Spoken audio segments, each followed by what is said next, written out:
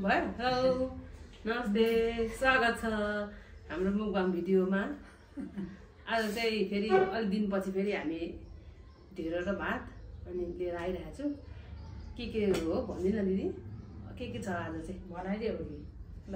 आज चाहिँ हाम्रो रायो खोलाको माछा, लोकल माछा, त्यसमाथि ढेँडो, भटमासको अचार अनि तिते करेलाको अचार, साग अनि लोकल खसीको मासु अनि सलादहरू होइन। सलाद सुरु गरे हो न सुरु चिसो छ त्यही भएर ढेँडो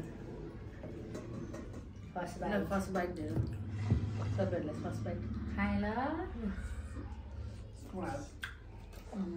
राम्रो साथीहरूले कति बेला त्यही पकाएको कि सब्जीहरू हुन्छ नि ए सेलियो मुला अचार नि छ फेरि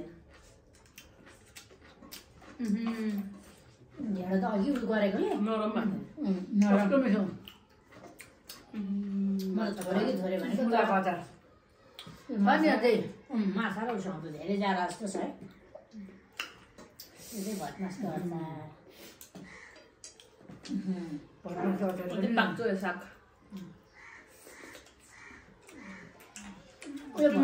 यो भटमास चाहिँ मैले कहिले अचार यस्तो बनाउनु पनि जान्दिनँ क्या, कस्तो मिठो नि। अस्ति तपाईँको यस्तो भयो त बनाएँ मैले, मलाई जाँदा चलेको यो मलाई आउँदा बनाउनु असला माछा हो यो चाहिँ फेरि। ढेँडो चाहिँ फेरि यो तिते भाँडाहरू पनि मिठो भएर हालेको क्या, राफालाको असला माछा। त्यही भएर यस्तो नरम भएर चाहिँ नि म त फेरि अघि कालो कि ढेँडोकै हालेर नखाने भनेको त राम्रो सबै हाल्छु म त यतिकै बनाउने ल।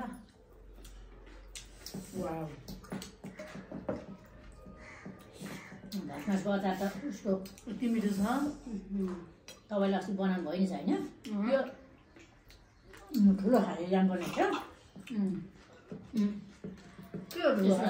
भटमास ठुलो खाले अचार तितो गर्दाको अचार।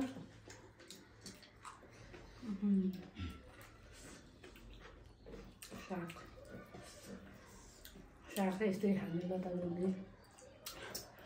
आजको स्वाद कस्तो लागेको ल दादी?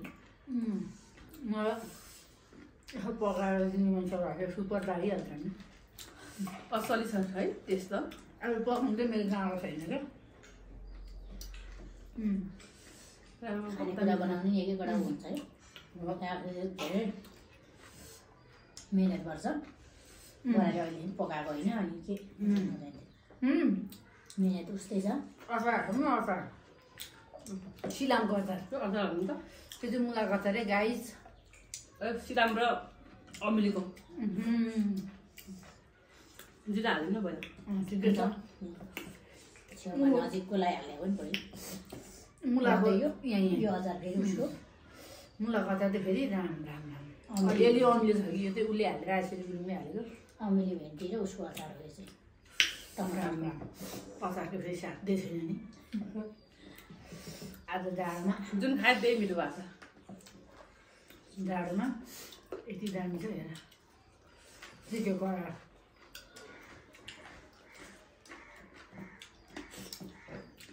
त्यो अब खसीको मासु खाथ्यो। अब एउटा पल्ला के हो खाउँ न हालेर खाने गयो म त अहिले आफै लाउँछु है।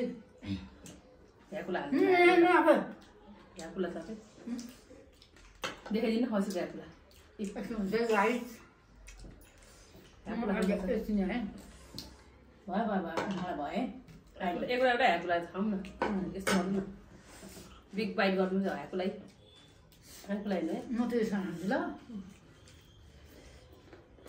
यहाँ राख्ने होइन अनि यो पनि राख्ने भटमास पनि अनि यो तिते करेला प्याज अनि त्यहाँबाट त्यस्तै गरेर मुलाको अचार यस्तो मिठो आयो। त्यस्तै गरेर एउटा काँक्रा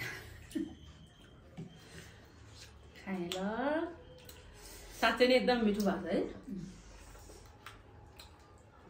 फर्स्ट क्लास छ। मलाई ढेँडो सिधो पनि लाग्छ नि त। मैले नि छिटो खान्छ त।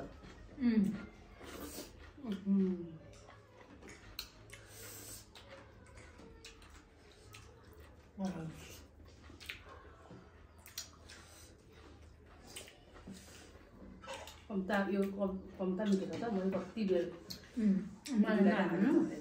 नहोला यो त कलेज हो कलेज मनपर्छ पर्दैन त भुटेको चाहिँ मनपर्छ मलाई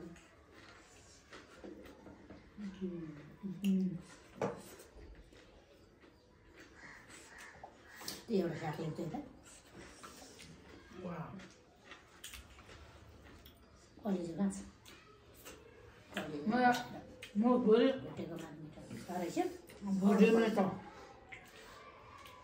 थुप्रो छ कलेज इन्डोर कलेज होइन अरे दाल नै छ है यहाँ अब यो हाल्ने दाल त्यो एकदम रुमको दाल हो यो कालो दाल दुईटा मिक्स लत्त त बढेको अचार यो साग र हेको ला मिठो है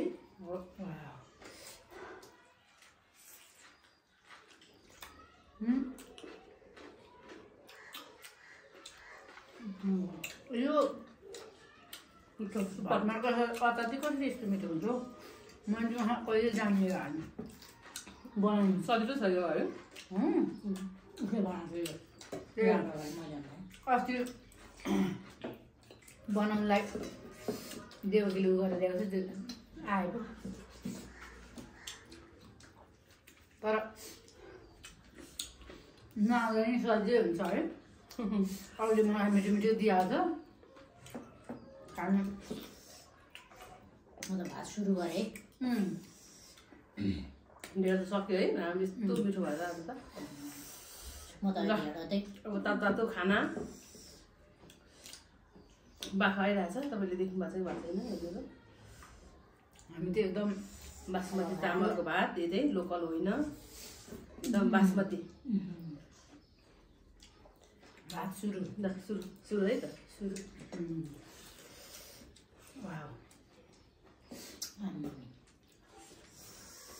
सक्नुहुनेछ तपाईँहरूले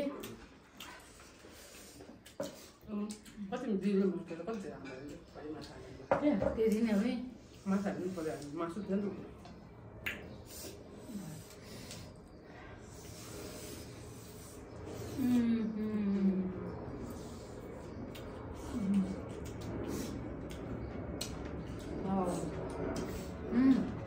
दाल दाल खाउँ न अरे माछा दाजु पोखिलो म त अलिक उत्तर सकेँ त्यो कि थोरै लाग्नु नउजालामा भयो भात दाल खाउँदै खाउँदै त एकचोटि अचार दालमा यसमा फेरि मुलाको अचार मिठो हुन्छ यो दालसँग चाहिँ यस्तो मिठो हुन्छ त्यसले बसेर यहाँ गर्दै के हुँदैन होला सिजन लाग्दैन त्यसै हुन्छ गर्नुलाई हजुर मुलाको अचार हाल्ने नि एउटा उसले चाहिन्छ क्या कस्तो हुन्छ के हालेर बनाएको तिमीले यस्तो के मैले कहिले हाल्नु त्यही हालेको थिएँ नि तोरी मात्रै हो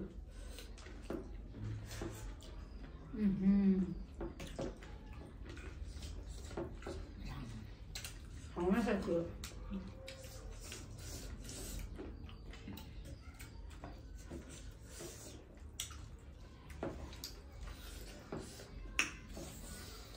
वाउ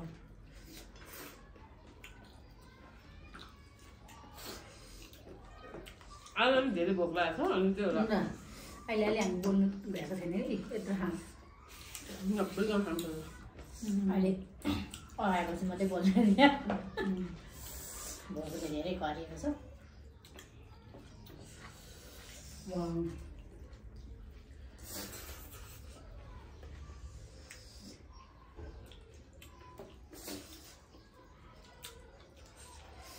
त्यो खानु भात चाहिँ आउँछ त्यो सागमा खानुहोस् नि म त भयो साग खानुहोस् न यो खान्छु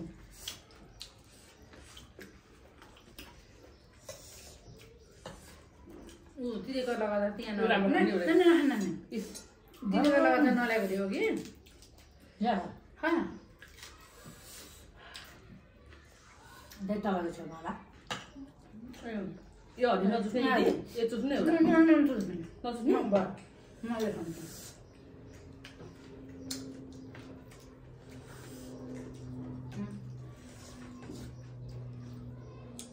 त्यति बेला गर्छ नि अहिले तितो राम्रो तितो कलबी भयो भाजै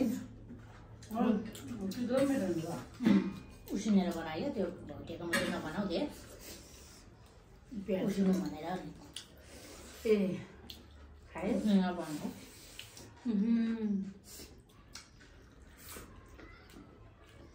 अहिले एउटा चाहेको राम्रो दिदी कलबी राम्रो भन्थ्यो होइन कस्तो कलबी भयो त भने त